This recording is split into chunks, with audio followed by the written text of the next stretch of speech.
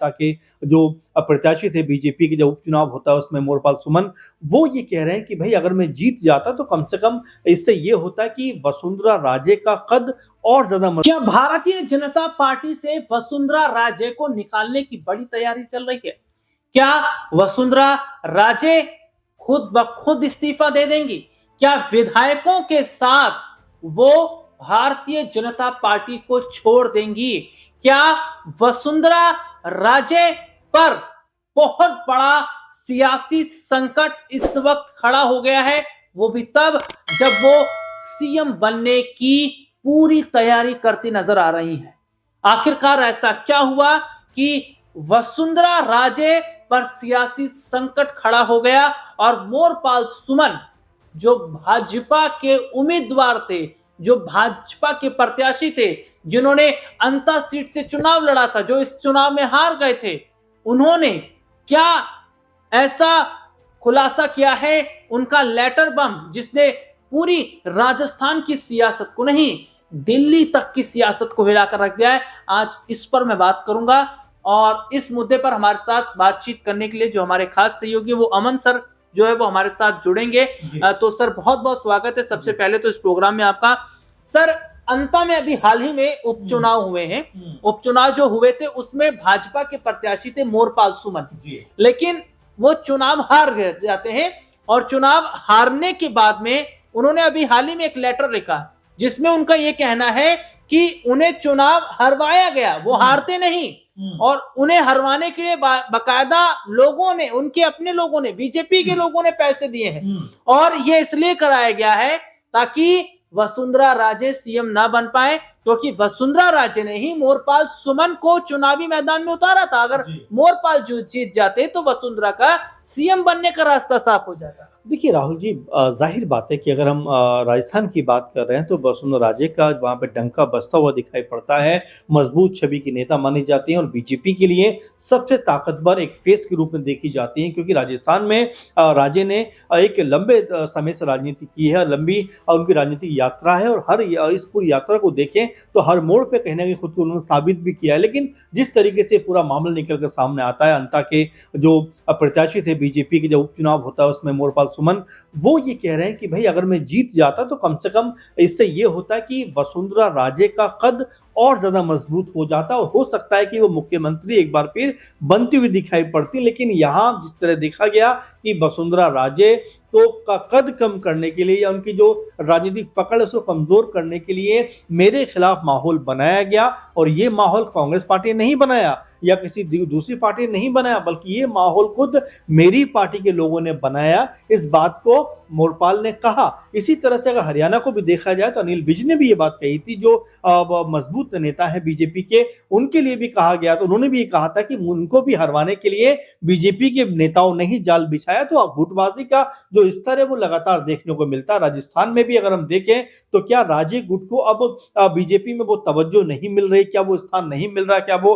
मकाम नहीं मिल रहा, और यहाँ पर उनके जो कह सकते हैं कि जो उनके समर्थक हैं, जो उनके नाम या उनके कह सकते हैं कहने पर चुनाव में उतरे हैं, उनको भी क्या हरवाने के लिए खुद बीजेपी के नेता साजिश कर रहे हैं। तो ये तमाम जो पहलू हैं, तमाम जो बातें वो इस तरफ इशारा करती है कि बीजेपी के नेताओं में भी अब क्या आपस में बड़ी फूट पड़ती हुई दिखाई पड़ती है। अगर आप देखेंगे जो इस समय मुख्यमंत्री राजस्थान के भजनलाल शर्मा, उनको लेकर भी समय समय पर तमाम सारी बातें निकलकर सामने आती हैं। जब राजे ने ये बात कही थी, जब जो स्कूल का जो लेंटर गिर गया था, उस समय भी उन्होंने कहा था कि सरकार को ये सुनिश्चित करना चाहिए ताकि कोई भी इस तरह का हादसा ना हो, और सीधे तौर पर उन्होंने भजनलाल सरकार के ऊपर हमला किया था। तो ये तमाम ऐसी बातें जो जाहिर बातें सिर्फ इशारा करती है कि अंदर खाने में क्या सब कुछ ठीक ठाक नहीं चल रहा है, कि अंदर खाने में जो आपसी एक तालमेल होना चाहिए वो नजर नहीं आता। कुछ समय पहले वसुंधरा राजे जब मंच पर पीएम मोदी के साथ में थी, पीएम मोदी गए हुए थे राजस्थान, उस समय भी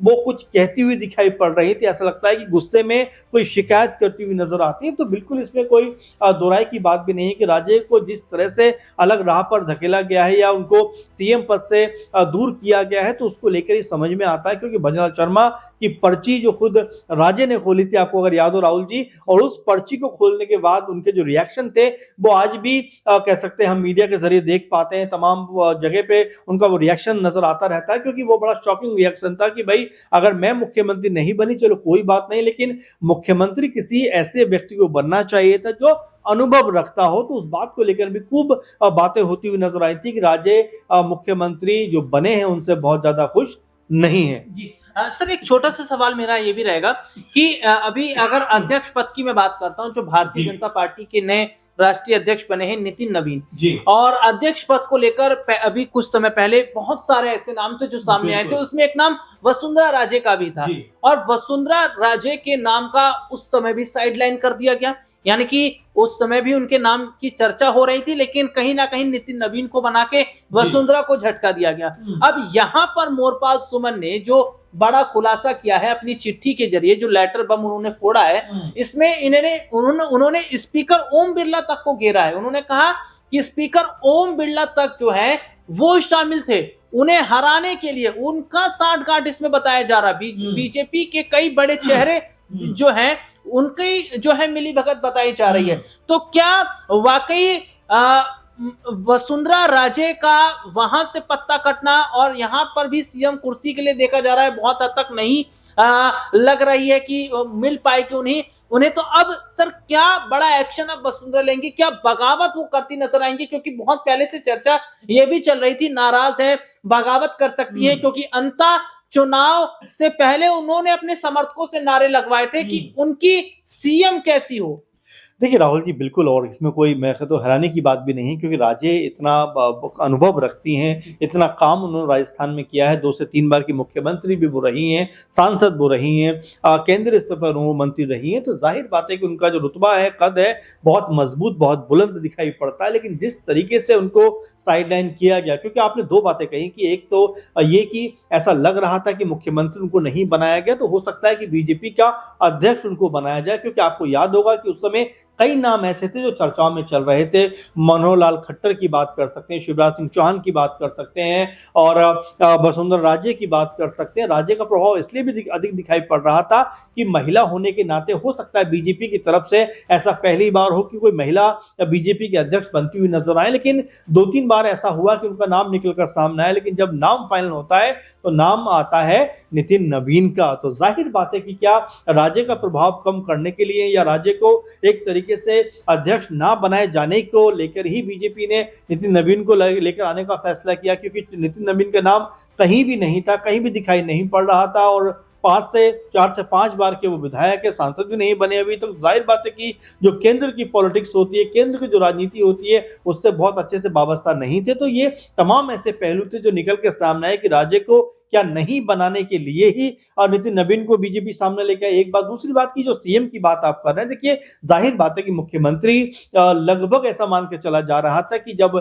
बीजेपी के पास में बहुमत आया कि भाई राजे से बेहतर विकल्प बीजेपी के पास में कोई नहीं है, राजे ही सबसे महत्वपूर्ण चेहरा है, मजबूत चेहरा है, और उन्हीं के नाम पर बीजेपी आगे जाएगी। लेकिन हैरानी उस वक्त होती है जब उनका नाम ना लेकर बल्कि उनसे ही पर्ची के जरिए एक ऐसे नाम को सामने लाया जाता है जिसके बारे में कोई सोच भी नहीं सकता था। भजनलाल शर्मा जो ये तक कह चुके हैं कि सबसे बड़ा एक्टर अगर किसी को वो मानते हैं तो पीएम मोदी को मानते हैं। जरा इस तरह की बयानबाजी उनकी रही है, तो बिल्कुल आप सोच सकते हैं कि भजनलाल शर्मा जो मुख्यमंत्री हैं, लेकिन कई उनकी ऐसी बातें हैं जिसको लेकर वो आलोचनाओं के घेरे में भी रहते हैं। और राजे को लेकर भी कहा जाता है कि बीजेपी से बहुत अभी भी खुश नहीं है, क्योंकि उनको ऐसा बिल्कुल लग रहा था कि मुख्यमंत्री बनाने की बारी आएगी तो सबसे पहले प्रमुखता से उनका नाम सामने आएगा, लेकिन उनको नाम सामने नहीं आया। और उसके बाद से बीजेपी के साथ में वो है तो, लेकिन उतनी ज्यादा पुरजोर तरीके से वो दिखाई नहीं पड़ती। कई महत्वपूर्ण जो इवेंट होते हैं, जब प्रोग्राम होते हैं, वहां पर भी कई बार वो नजर आती है। तो जाहिर बात है कि उनकी नाराजगी तो है।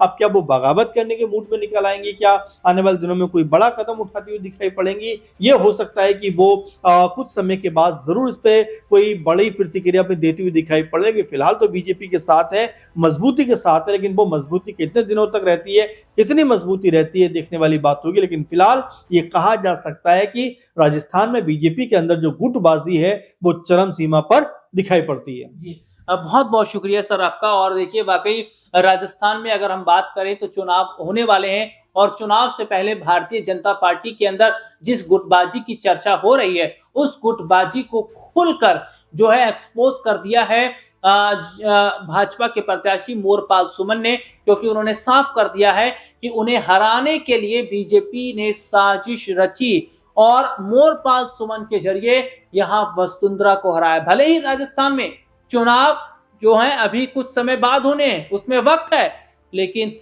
उस विधानसभा चुनाव से पहले वसुंधरा हार चुकी है, क्योंकि मोरपाल सुमन का ये खुलासा करना, उनका लेटर बम ये ही बताता है कि वसुंधरा को हराने की तैयारी अंता में ही कर ली गई थी, क्योंकि मोरपाल सुमन अगर जीत जाते तो वसुंधरा राजे को सीएम बनाया जाता।